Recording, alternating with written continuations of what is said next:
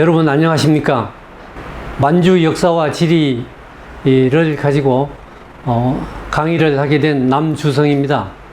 만주 역사와 지리 내용은 주로 그 만주 원류고에 있는 내용을 중심으로 해서 제가 여러분들에게 소개하도록 하겠습니다.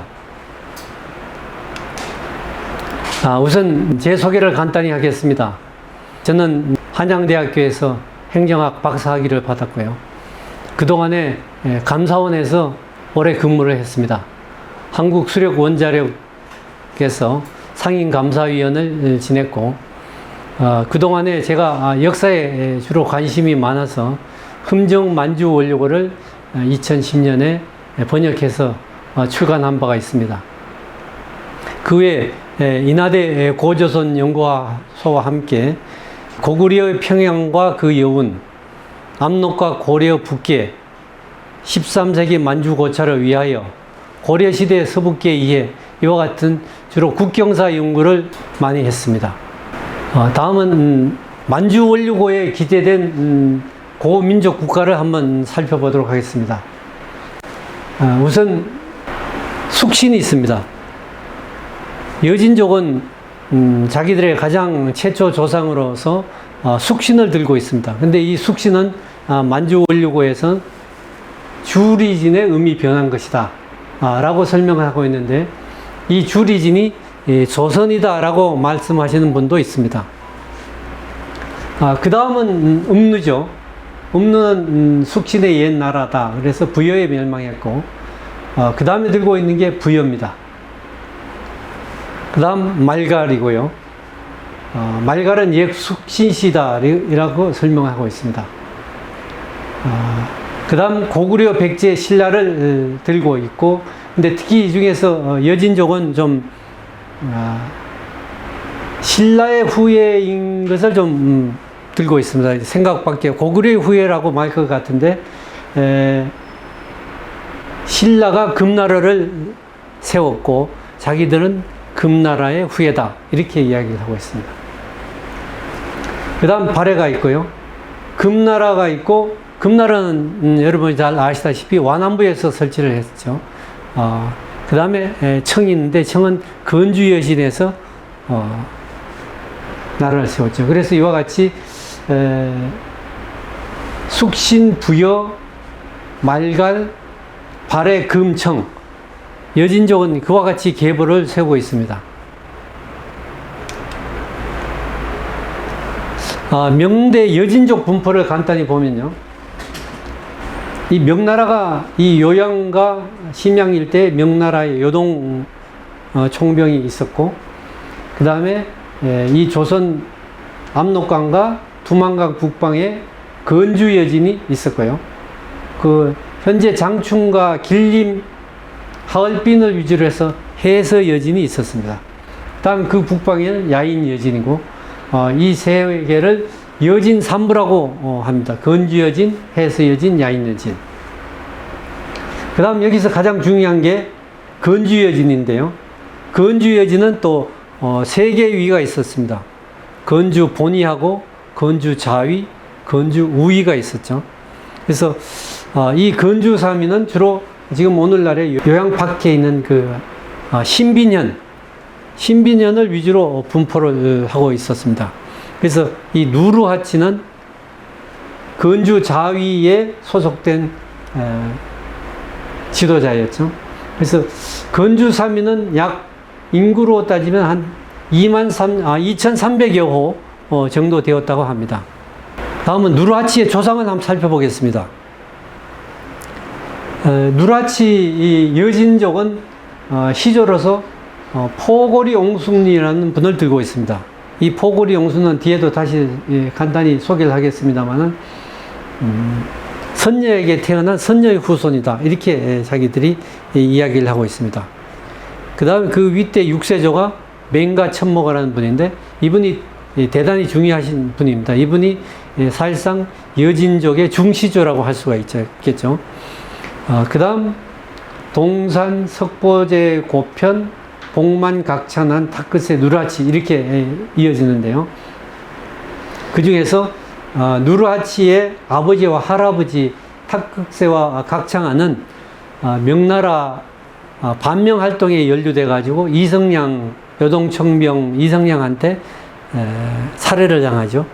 그것을 계기로 해서 누르하치가 반명 봉기를 하게 되는 계기가 됩니다. 여기 있는 사진은 신비년에 있는 이분 누르하치 조상을 모신 묘소가 되겠습니다. 그 다음 건주의 형성을 한번 보도록 하겠습니다. 육세조 맹가천모, 이름이 맹가천모가인데 청태조 중국적 기록에는 맹특목이라고 기록되어 있고, 우리나라 조선 왕조실록에는 동맹가천모가 이렇게 기재가 되어 있는데, 성씨가 원래 동씨였어요.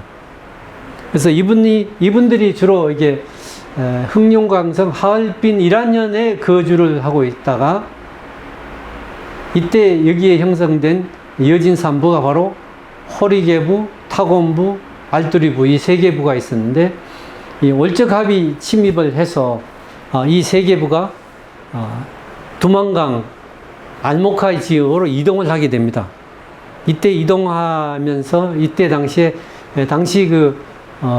고려 말 이성계 군에게 종군을 하게 됩니다.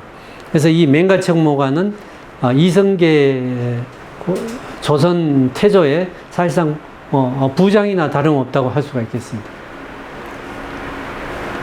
그래서 이게 우리가 흔히 오랑캐라고는 이야기를 많이 하는데, 이 바로 호리계부가 이게 올량합하고 합해서 이름 사람들을 주로 오랑캐라고 한 것이 바로 이분들입니다.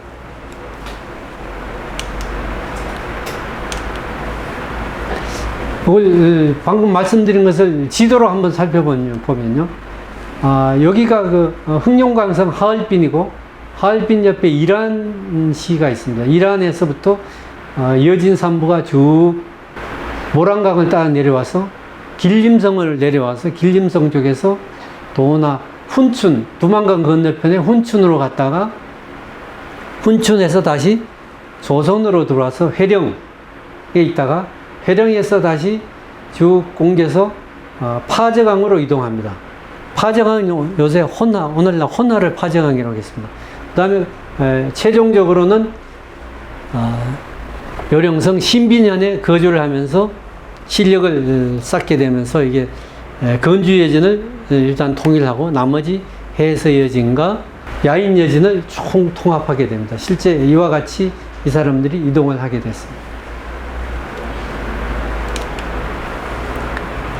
건주의 형성을 다시 한번 살펴보면요, 건주여진의 호리계부가 건주여진이 설치된 게 1403년 아합추라는 분의 지도자로서 명나라 때 세웠고요. 다음 1416년경에 맹가천모가를 지휘사로 해서 건주자위를 설치하게 됩니다. 건주자위에서 지휘자가 맹가천모가가 명나라에서 설치한 위인데, 오늘날로 말하면 행정구역이죠. 그 다음 맹가천모가 사후에서 건주자위가 우위와 분리가 됩니다. 그래서 건주자위, 우위, 그 다음에 건주본위, 이렇게 해서 건주3위가 됩니다. 이분들이 성을 애신강나라는 말을 썼는데, 이건 청나라 창립과 함께 사실상 새로 창시를 했다고 보면 되겠습니다. 원래는 동맹가천모라고 나오고, 고전의 조선 왕조실록에는 협원 또 맹가천모가라는 또 표현도 나옵니다.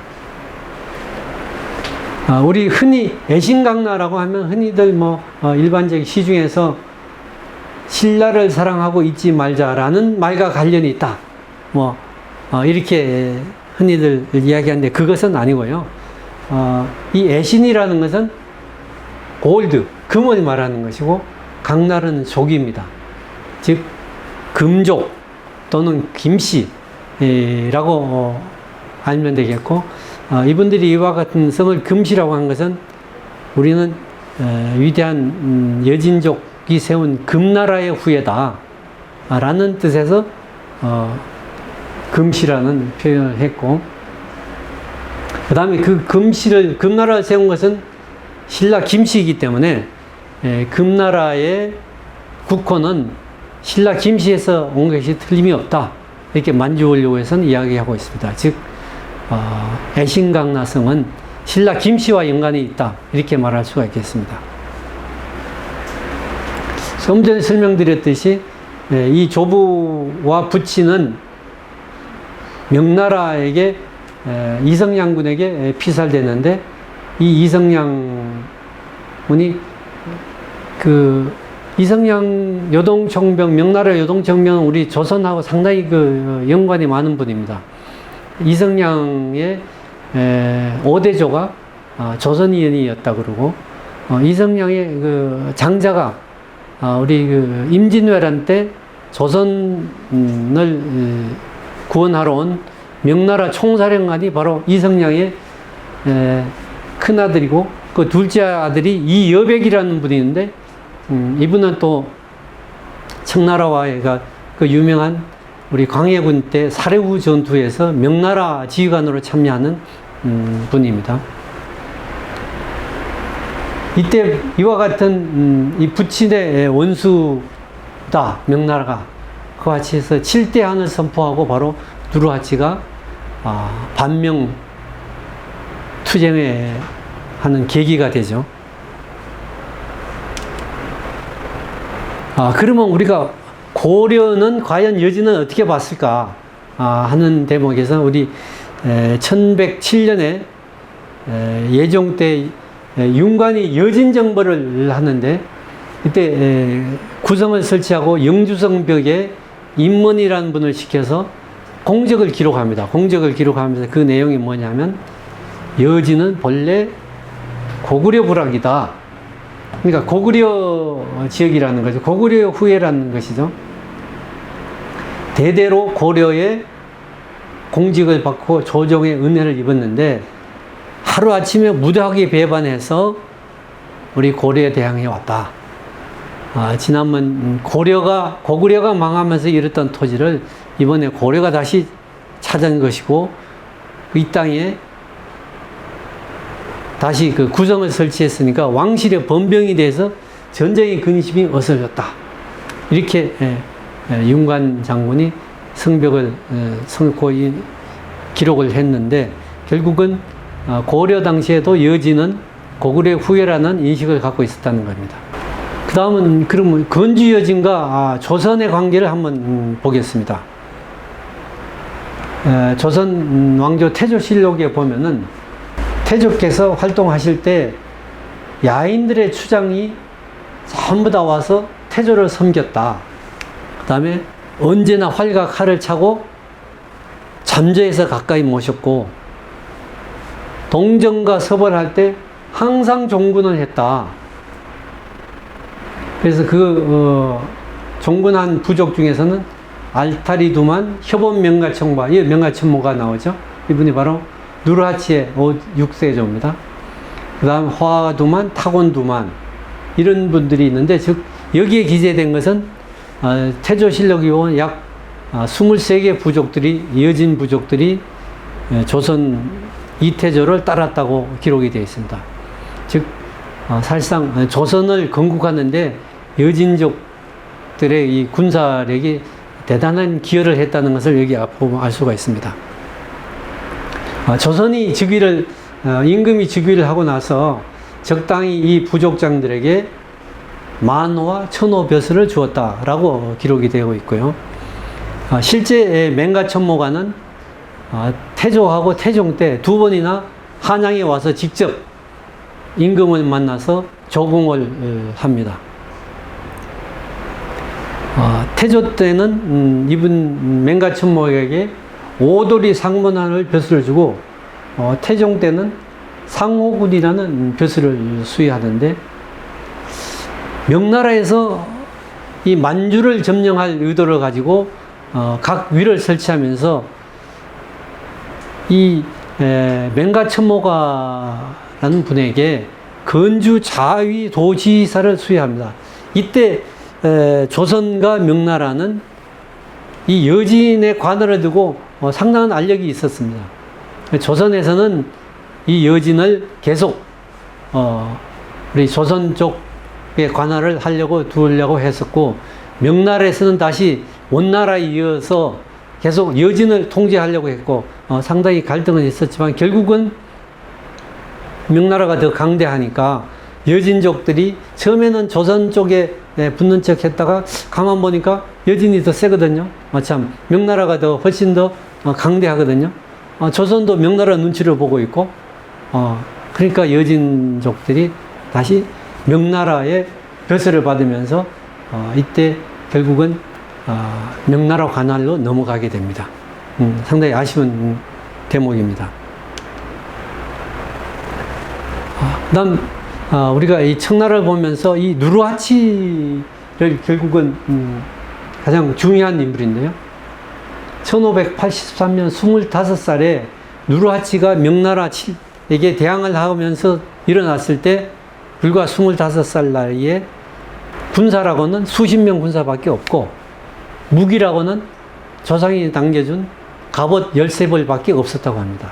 그거를 가지고 부족을 통일하기 시작하는 부족 전쟁을 시작하는데 연전연승을 하게 됩니다. 군사적 천재죠. 한마디로. 그 다음 1615년에 8길 제도를 편성해서 청나라 군사와 근간이 되는데 이 8길 제도는 평시에는 행정 단위에 수행을 하고 거기에 8기에 군사된 사람들은 평소에는 일반 백성이다가 전쟁이 나면 바로 군사 단위로 변하는 게 이 8기 제도입니다. 1616년에 대금국을 건국합니다. 대금이라는 이름은 아까도 말씀드렸듯이 우리는 금나라의 후예다라는 것을 당당하게 선언한 것이죠.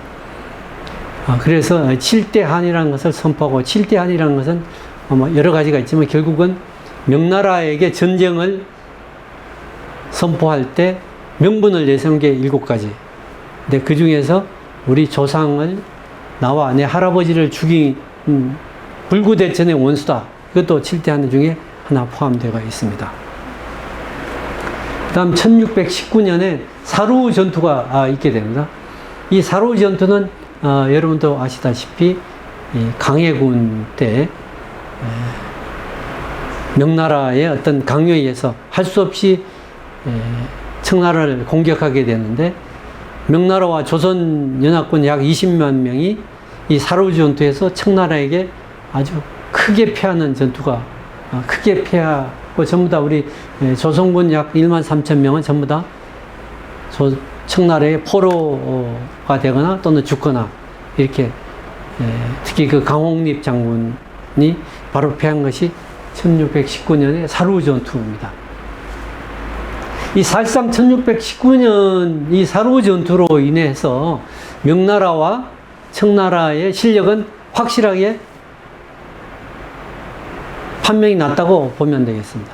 이미 명나라는 기울어가고 청나라는 불같이 일어나는 강국이 되었죠. 여기서 사루 전투에서 그 전쟁으로서 분명한 격차가 일어났는데 조선에서는 그 이후에도 계속 이 청나라에는 적대하고 명나라에 자꾸 이렇게 기대려고 하다 보니까 정묘호란과 병자호란을 불러오는 그런 참 참담한 결과를 가져오게 됐죠. 이 누르하치는 1621년에 요양을 거쳐서 1625년은 심양으로 천도합니다. 여러분들이 심양에 가보신 분이 있지만 심양에 고궁이 있고 청태정 동릉이 있죠. 거기가 바로 세 번째 옮긴 수도가 되었습니다. 그 다음에 심양에서 다시 북경을 점령하면서 북경으로 수도를 옮기게 되죠. 누르하치는 영원성을 공격하다가 원숭안에 명군의 홍위포에 피폭이 돼서 그로 인해서 사망을 하게 됐는데 특히 이 홍위포는 기마병인 청군에게 대단히 강력한 무기였는데 이 홍위포를 확보하려고 청군이 무지개를 쓰다가 결국 나중에 명나라 장수들이 기순을 하게 되면서 홍위포를 드디어 확보하게 되죠. 병자호란 때 남한산성을 와서 공격한 것이 바로 홍위포입니다.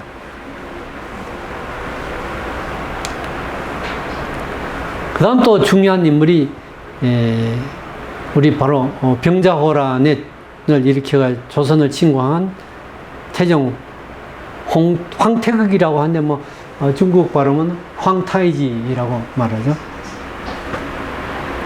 1627년에 정묘호란을 와서 우리 평양과 이 만주 참 평안도 지방을 점령을 하고 돌아갔고요. 그 다음에 1628년에는 동몽골 차하르부를 점령합니다. 1633년에 모물용을 수하였던 명나라 장수 공유독 경명충 등 1만 2천 명이 홍위포와 수군을 가지고 기순을 하게 되면서 청나라도 드디어 수군과 홍위포를 확보하게 되는 계기가 됩니다. 1635년은 내몽골을 평정하고요. 몽고 8기를 편성해서 이때 홍타이지는 여진족에서 우리는 이제 여진족이 아니야. 만주족이다. 라고 이게 종명을 개편하는 이런 계기가 됩니다. 그 다음 1636년에는 드디어 대청을 선포하면서 황제로 등극하게 되고 그 해에 바로 병자호란을 조선을 침략하게 되는 거죠. 이 황제를 등극하면서 조선에 나를 황제로 인정해라 라고 하니까 이 명나라에 붙은 우리 조선의 서인 정권에서는 그걸 인정 안 하고 하다 보니까 드디어 실력 행사를 해서 참담한 결과를 가져온 것이 바로 병자호란이죠. 정말 이 대목에서 우리가 얼마나 대외 정세를 잘 알고 대응을 해야 되냐 하는 것을 다시 한번 역사를 통해서 우리가 배울 수 있습니다.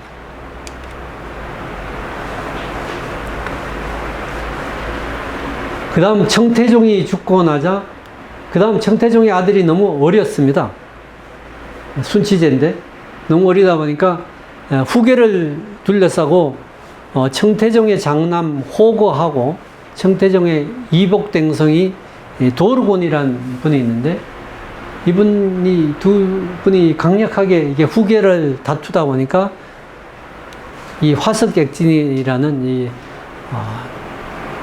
친왕들의 회의죠. 여기에서 협의에서 나온 대안이 그러면 청태종의 아들 어린 왕자 순치제를 왕으로 세우고 대신 성년이 될 때까지 섭정왕으로 세웁니다. 그래서 이 도르곤하고 여기는 안 돼 있으면 지르갈랑이라는 두 분이 공동 섭정왕으로 되지만 결국 나중에 도르곤이 지르갈랑을 숙정을 하고 단독으로 섭정왕이 돼서 황부 섭정왕이라는 칭호를 받으면서 1644년에 오삼계의 명나라 오삼계가 산해간 지키던 오삼계의 배반을 인솔을 받아서 결국은 명나라를 멸망을 시키고 7년간 이 섭정을 하게 됐는데 사실상 명나라를 점령하고 한 것이 이 도르곤의 가장 큰 업적이라고 하겠습니다.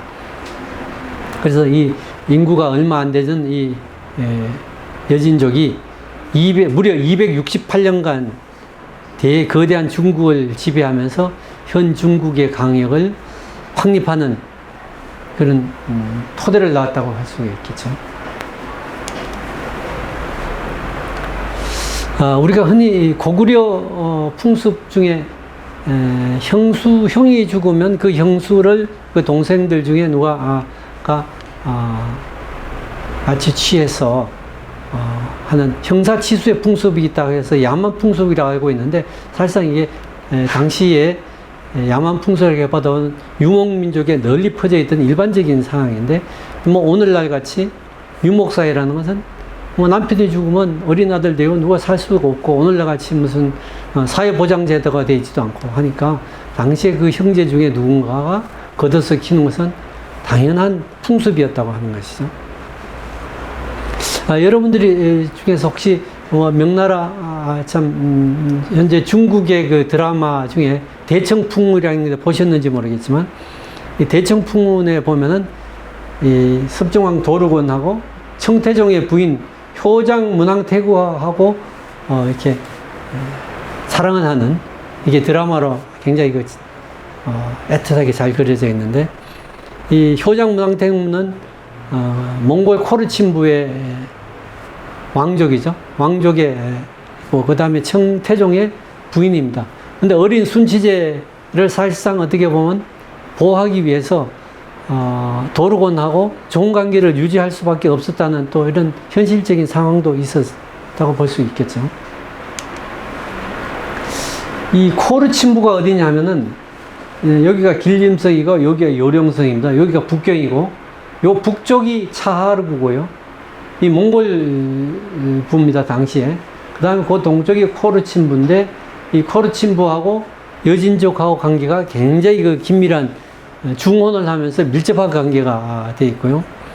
이 차하르부는 사실상, 이 몽골 정통 왕조의 후예들이 있던 것인데, 이 차하르부에서 여진족이 차하르부를 점령하면서 비록 옛날부터 전해도는 중국의 전국 옥세를 획득했다고 합니다. 그래서 이 차하르부를 점령을 하면서 하게 되면서 드디어 이 여진족은 굳이 이 남쪽 산해관을 돌파하지 않더라도 이 북쪽 코르친부와 차하르부를 통해서 적봉을 거쳐서 국경을 공격할 수 있는 공격 루트를 확보하게 되죠.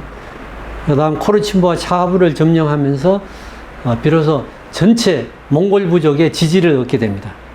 그 다음 만주라는 이름이 어디서 왔는가 이런 것을 여기 만주 원류고에서 이야기하고 있는데요. 처음에는 이 만주 지역을 주신이라고 불렸다. 주신은 곧 숙신과 같은 의미고요. 그 다음 주리친의 발음이 주신 또는 숙신이라고 했고 옛 숙신의 발음이 변한 것이다. 그 다음에 청나라가 건국화되니까 서장, 지금 티베트에서죠. 티베트는 불교 국가 아닙니까? 불교 국가에서 이 축하의 글을 보냈는데 거기에 보면은 이 황제를 호칭하기를 만주사리 대황제라는 표현을 했습니다. 이 만주라는 것은 묘하고 길하고 상스럽다. 그리고 다시 보면 이 문수보살의 2층이라고 합니다. 만주가. 그래서 원래는 만주라고 되어 있었는데 이 만주를 지역과 같은 이 만주로 한자를 바꿨다. 그래서 만주는 원래는 부족 이름을 호칭하는 것이었는데 지명은 아닌데 나중에 만주족이라는 부족 명칭도 되고 또 하나는 오늘날 만주 지역을 가리키는 지역 명칭도 되었다. 그 계기가 된 것은 티베트의 축하 글인 만주사리 대황제에서 나왔다. 이렇게 만주 원류고에서는 설명을 하고 있습니다. 그 다음 제가 번역한 흠정 만주 원류고를 간단히 내용을 한번 보도록 하겠습니다. 이 흠정 만주 원류고는 1777년에 걸륭제 때 황명으로 편찬을 하게 됐고요. 이 편찬하기의 목적은 만주족이 명나라를 점령하다 보니까 이 한족들이 만주족을 상당히 좀 무시하는 야만족이다 이렇게 무시하는 경향이 있고 해서 또 하나는 만주족들이 비록 명나라를 점령해서 북경에 들어와 있지만 우리 민족의 근원인 만주족의 정신, 만주족의 역사, 만주족의 자긍심 이런 것을 잊지 말자라고 해서 이 만주 원류를 편찬하게 되는 계기가 됩니다. 특히 거기에서 나온 걸륭제가 이런 말을 합니다. 한족들이 흔히 우리 동이족을 보고 우리 동쪽에 있는 민족을 보고 동이족이라고 이게 오랑캐라는 표현을 많이 하는데 맹자 이루장구에 보면 이런 말이 있다. 순임금은 동이족이고 주나라 무왕문왕은 서이다. 그러니까 이 동이와 서이는 이 맹자님께서 하신 말씀이다. 그러니까 이것은 하나의 지역을 가리키는 것이지 어느 것이 낫고 나쁘고 뭐 오랑캐 이런 표현 아니다. 결국은 우리가 동이면은 한민족 너희들은 서이다. 이런 표현을 하는 것이죠. 그래서 우리 동쪽 민족은 인을 중하게 여기고 도의가 있고 인품이 후하고 대단히 소박한 기풍이 있고, 그다음 우리 만주는 숙신이라도 역사가 유구한 민족이며 산천이 뛰어난 복지이기 때문에 뛰어난 많은 사람들이 태어났고, 또한 활을 잘 쏘고 말을 잘 타는 이런 기풍이 있는 씩씩한 민족이다. 이런 것을 대단히 자랑스럽게 이야기하고 있습니다. 만주원류고의 내용을 보면요, 중국의 사서와 금나라를 방문한 송나라 사신들의 여러 가지 기록, 이런 것을 취합해서 시대적으로 분류를 했고요. 단지 분류만 한 게 아니고 중국의 사서를 만주족의 문화, 언어, 지리적 관점에서 재해석을 해서 거기에 대해서 이것은 이런 점에서 일리가 있고 이런 점에서 이러한 중국 사서는 좀 잘못됐다 라는 것을 고증학적으로서 기록을 해놨다는 거죠. 그런 데 의미에서 대단히 중요한 사료입니다. 그 다음 부족, 광역, 산천, 국소, 이와 같이 4개 분야로 나눴고요. 여기에 등장하는 기재된 민족들은 숙신, 음루, 사만, 부여, 말갈, 고구려, 신라, 백제, 발해. 이 만주의 역사에 신라와 백제가 들어있다는 것이죠. 여러분 좀 이 내용은 나중에 다음 기회 있을 때 소개하겠습니다만은, 이 만주원료고가 중시되는 게 바로 신라와 백제가 들어가 있으면서 신라의 영토가 만주 지역, 지금의 길림성과 요령 심양까지 바로 신라가 그 지역을 점령하고 그 지역까지 강력으로 있었다 라는 대단히 중요한 이야기가 다른 어느 사서에도 없는데 흠정 만주원료고에서만 그렇게 다루고 있습니다. 이것 때문에 대단히 흠정 만주원료고가 일반 식민사학계에서 배척되는 그런 어떤 계기가 되는 이야기입니다. 그 다음 백제가 또 요서지방에 진출했다 라는 것을 명백히 기록하고 있고, 백제가 또 수나라 북위에 북위를 침략군을 무너뜨렸다 라는 것이 이 흠정만주원료고에 자세히 기록을 하고 있습니다. 즉 단지 만주원료고라고 이름은 됐지만 만주와 한반도 역사 문화 지리를 통합해서 기록한 대단히 중요한 사료다, 이렇게 말씀을 드릴 수가 있겠습니다. 이 만주원료고에 보면요, 천하의 주인이다 우리는 라는 이 대단한 자부심을 갖고 있는 것이 나옵니다. 거기에 들고 있는 것이 한나라를 세운 한고조 유방은 원래 진나라의 미천한 정장 출신이다. 이 정장이 오늘날로 보면은 한 심리가 일정이라고 했으니까 오늘날로 행정 기준으로 보면 한 면장 정도? 이 정도 보면 될 것 같습니다. 그 다음 당나라를 세운 당나라 고조 이연은 수나라의 당국공이죠. 공의 반열에 있었고 수나라에 결국은 신하였다. 그 다음에 송나라를 세운 송태조 조광윤도 후주의 근신 절도사였죠. 그 다음 명나라를 세운 태조 주원장도 원래는 원나라 백성이었다. 결국은 그 나라 백성이었지만 하늘의 천명을 받아서 황제가 되니까 모든 사람이 따랐다. 그러니까 우리 여진족도 마찬가지 천하의 천명을 받아서 북경에 도읍을 하고 너희 명나라를 지금 지배하게 됐으니까 당연히 우리 여진족, 우리 만주족의 명령을 받아야 된다. 우리가 주인이다 우리에 따르라. 이러한 자부심이 갖고 있는 거죠. 드디어 당당하게 이야기합니다. 우리가 천하의 주인이다. 너희들은 당연히 우리 천하주인에게 복종을 해야 된다. 이런 자부심이, 대단한 자부심을 갖고 있습니다. 이 만주족이 이 천명을 받은 근거로 들고 있는 것이 이 한나라를 세운 여러 가지 왕조의 시조를 보면 전부 다 신이하게 태어났다. 천명을 받고 나왔다는 거죠. 즉, 상나라를 세운 시조설은 어머니가 제비알을 먹고 태어난 아주 난생설하죠. 그 제비알을 먹고 낳았다. 그냥 신비롭게 태어났다는 거죠. 그 다음, 주나라를 세운 후직은 어머니 강원이 어느 날 들로 가다 보니까 큰 신의 발자국이 있어가지고 그 발자국을 따라서 이렇게 밟아갔더니 갑자기 임신이 돼서 후직을 낳았다는 것이죠. 그 다음에 청나라 우리 시조께서는 하늘의 선녀 세 분이 백두산 포르콜이라는 호수에 와서 목욕을 하고 있었는데 거기 신자, 까치가 붉은 과일을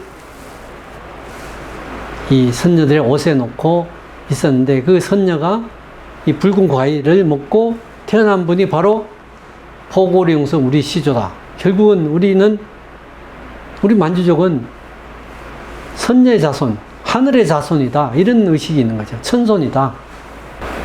그다음 이 여러 나라의 이런 천손 설화가 있죠. 뭐 우리 당장 신라를 보더라도 박격것에는 큰 백마가 울고 있어 가봤더니 큰 알이 있어가지고 그 알을 깨어봤더니 거기 알에서 태어난 것이 박격것이에요. 그다음 가야를 세운 육가의 조상들을 보면 김해 구지산 위에서 어느 날 하늘에서 내려온 괴짝에 보니까 황금알 6개가 있었는데 거기서 태어난 사람들이 바로 가야를 세운 시조들이다. 이와 같이 이 나라를 세운 시조들은 그냥 사람에 태어나는 게 아니고 신이하게 태어난다는 거죠. 결국 하늘의 점지를 받아서 천명을 받았다는 겁니다. 이 천명을 받았다고 이제 시조들을 미화하고 신격화하고 하는 이유는 결국은 어떤 신비로움을 부여하고 그에 따라서 우리를 다스리는 일반 백성들을 다스릴 수 있는 초인적인 권위를 부여하고자 하는 것이죠. 그래서 이 여진족도 마찬가지 선녀의 자손이니까 우리는 하늘의 자손이다 라는 이런 자부심과 이런 긍지를 갖게 되는 것이죠.